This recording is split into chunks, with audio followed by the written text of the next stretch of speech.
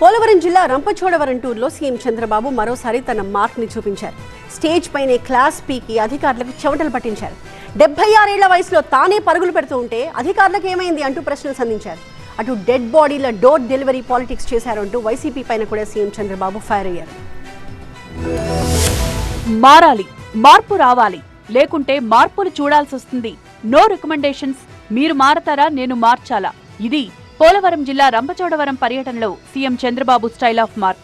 రంపచోడవరంలో mega parents day కార్యక్రమంలో పాల్గొన్న CM Chandrababu అధికారుల తీరుపై సీరియస్ అయ్యారు. 40 శాఖల పనితీరుపై రిపోర్టులు వెల్లడిస్తూ ఒక్కొక్కరికి స్టేజ్ పైనే క్లాస్ పీకారు.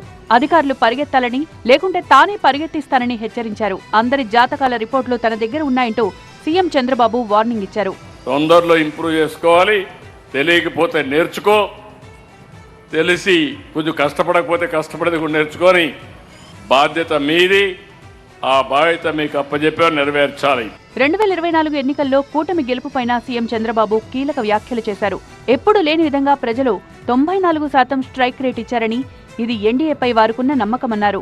ప్రజలు ఎప్పుడూ లేనటువంటి మ్యాండేట్ ఇచ్చారు. నేను రాజకీయాల్లో 45 ఏళ్ళున్నాను, కానీ 2024 94% స్ట్రైక్ రేట్ ఇచ్చారంటే అది ఇక్కడుండే ప్రజలకు ఎన్డీఏ పైనుండే నమ్మకం. మరోవైపు రంపచోడవరం రాజకీయాలను బయట వాళ్లు వచ్చి చెడగొట్టారని సీఎం చంద్రబాబు ఆరోపించారు.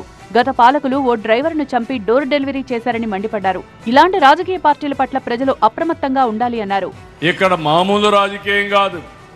కడాన ఒక దళిత డ్రైవర్ని చంపి కారులో పంపించి దహనం చేసుకోమని డోర్ డెలివరీ చేశారంటే, అలాంటి రాజకీయ పార్టీలు కూడా ఉన్నాయంటే మీరు కూడా హెల్ప్లెస్ అయిపోయే పరిస్థితికి వచ్చారు.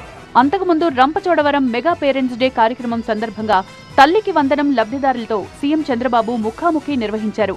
మంత్రి నారా లోకేష్ తో కలిసి క్లాస్ రూంలోని విద్యార్థులతో ముచ్చటించారు. ఆ తర్వాత స్టూడెంట్స్ తో మధ్యాహ్న భోజనం చేశారు.